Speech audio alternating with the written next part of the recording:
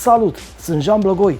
Astăzi o să facem un review mai special cu Nanlux Dino 650C versus ARRI SkyPanel S60C.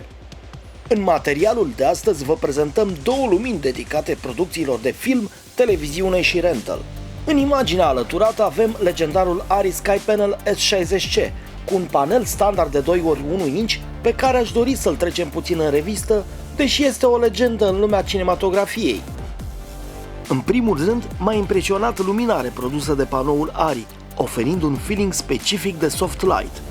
Testele pe care le-am făcut au fost la o distanță de aproximativ 8 metri față de subiect, cu sistemul de difuzie standard atașat, iar valoarea oferită de exponometru a fost de 260 lux. Lumina generată de panoul ARRI oferă un CRI de aproximativ 95, iar TLCI-ul este la o valoare de aproximativ 90. Sincer, mă așteptam ca această valoare să fie puțin mai mare, pentru ca senzorul să primească o informație mai bogată pentru reproducerea culorilor. Temperatura de lucru a lui S60 este între 2800 și 10.000 grade Kelvin, corelată la o valoare continuă și variabilă în funcție de culoarea nativă de lucru. Toleranța temperaturii de culoare poate fi de plus minus 100 de grade Kelvin nominal și plus minus 1 pe 8 green magenta nominal. Valoarea dimmerului poate fi ajustată între 0 și 100 din 0,5 în 0,5%. Aș dori să mai amintesc că durata de viață estimată a LED-ului este de aproximativ 50.000 de ore, iar puterea consumată este de 420 de W nominal și 450 de W maxim. Accesoriile pe care ARRI le pune la dispoziția utilizatorilor acoperă o gamă largă de utilizare prin care clientul poate alege gradul de difuzie sau o accesorizare completă pentru controlul de la distanță într-un setup multiplu de lumini. Pe spatele lui S60C avem un panou de control de unde accesăm meniul de comandă sau activăm preseturile, reglăm intensitatea luminii și selectăm modul de lucru, CCT, HCI, gel, RGB, efecte și multe altele. Ca și conectică, panoul are DMX in și out, LAN control prin cablu UTP pentru DMX, interfață USB pentru service și firmware update și mufele XLR3 și XLR4 pin pentru alimentarea de la sursă sau acumulator.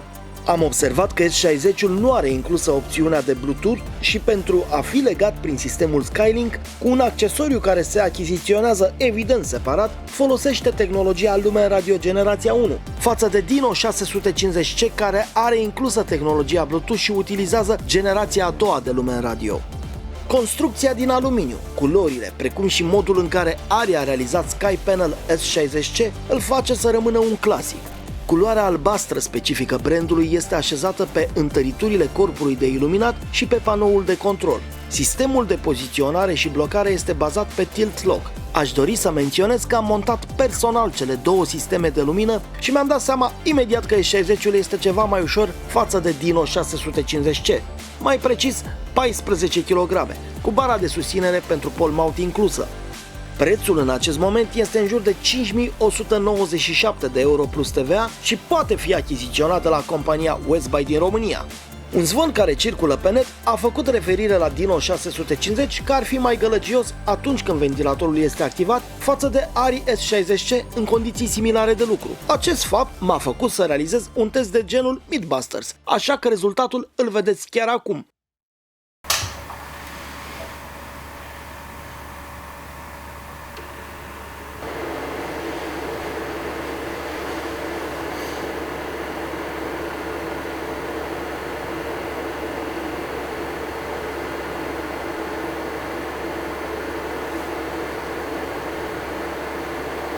În aparență, zgomotul produs de panouri a fost la egalitate pe vumetre și totuși de această dată ARRI este ceva mai gălăcios.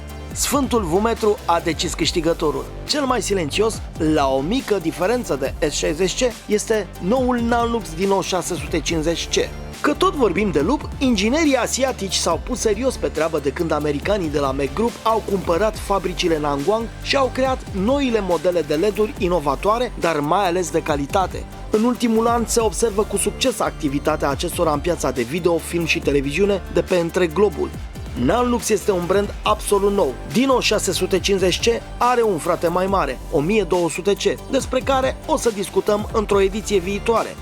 Am văzut mai devreme testul zgomotului produs de ventilator în condițiile în care puterea nominală a panoului de la Nanlux este de 650 de W, iar Ari S60C are o putere nominală de 420 de W. Foarte interesant, deși avem o putere nominală clar mai mare, zgomotul produs este sesizabil mai mic. Testele de lumină pe exponometru, la aceeași distanță aproximativă de 8 metri față de subiect, au arătat o putere mai mare cu aproape 30%, mai exact 300 de lux. Ținând cont că ieșirea nominală este mai mare, această diferență este normală. Sincer, fluxul luminos mi s-a părut la fel de cald ca la Ari, un soft light de calitate care estompează frumos umbrele pe subiect atunci când este luminat direct. În modul de lucru CCT standard oferă o plajă între 2700 și 20.000 de grade Kelvin, față de S60C care oferă o plajă de lucru între 2800 și 10.000 de grade Kelvin. Lumina interpretată de senzor, sau mai bine spus TLCI-ul, precum și CRI-ul, este de 95 la Nanlux, din nou cu valori mai ridicate peste Sky Panel. Atunci când am pus panourile de lumină în paralel, în modul RGB, pe același cod de culoare, am fost impresionat de acuratețea cu care Dino 650C reproduce spectrul color, fiind identic cu panoul de la Ari. Indiferent că alegem utilizarea în CCT, HSI, XY RGB, gel sau efect, toate acestea le putem accesa printr-o simplă apăsare de buton care se află pe panoul de control situat în partea din spate a lui Dino. Dacă tot am ajuns la panoul de control, acesta are un display LCD generos de 4,3 inch care permite utilizatorului să vadă în timp real un status și informațiile legate de tipul de lumină, intensitate, temperatura de culoare, modul de lucru selectat, precum și canalul wireless activ alături de multe altele. Cele 3 butoane de control, care au rol de navigare în meniu, dar și pentru dimmerul de control al luminii, sunt atent așezate, pentru a ușura munca directorului de imagine. Mi-a plăcut enorm să constat că primul knop memorează ultimul procent de lumină folosit de către utilizator. De exemplu, dacă am închis lumina la 52,3%, atunci pot reveni foarte ușor la această valoare printr-o simplă apăsare de buton. Încă un element pozitiv reprezintă faptul că putem folosi toate cele 8 butoane ca scurtături sau preseturi configurabile. Cele 15 efecte generate, față de numai 11 la Ari, sunt editabile 100%, până la cel mai mic detaliu, ceea ce reprezintă un element foarte nou pentru acest tip de lumină folosită în regim de film sau televiziune. Pe spate mai avem mufele standard pentru alimentare, DMX-in, DMX-out și interfața pentru panoul de control pole mount. Portul USB este pentru firmware update și asistență service. Dino 650C include 43 de filtre în modul gel.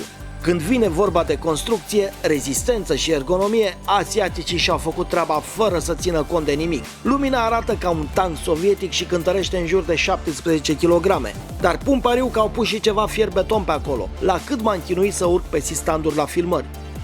Colțurile bine întărite cu metal și cauciuc, alături de prinderi pentru siguranță la fiecare unghi al panoului, precum și un sistem de blocare foarte lin și ușor de folosit, m-au convins că această lumină ar avea șanse reale pentru o revoluție în industrie. Ca DOP am lucrat cu multe lumini și mi-amintesc de Light Panels Gemini, care îmi dădea impresia că este o domnișoară pe tocuri în mijlocul unui câmp de bătălie atunci când se afla pe platoul de filmare. Mi-a plăcut foarte tare că Dino 650C are acest sistem wireless inclus și se poate controla inclusiv prin telecomanda RCC1, care costă în jur de 200 RON, sau prin aplicațiile wireless dedicate, Lumen Radio, Blackout și noua aplicație Nunlink, sau prin orice sistem DMX512 care se află în piață. Accesoriile pentru această lumină sunt în permanență dezvoltare, utilizatorii având deja ocazia să achiziționeze softbox, octagon, grid sau voleți care sunt deja valabili pe piață. Urmează să fie lansate noi modele de control pe cablu, precum și un wireless control prin tehnologia Nunlink, alături de o gamă completă de difuzii. Dino 650 costă în jur de 2840 de euro și se găsește la distribuitorul autorizat Nanlux în România, compania Westbuy. Garanția panoului oferită de Nanlux este de 2 ani, iar Ari oferă o garanție standard de 1 an pentru produsele din seria Sky Panel. Vă mulțumim că ați urmărit acest material. Dacă vreți să fiți la curent cu noutățile, nu uitați să ne urmăriți în mediul online. La revedere!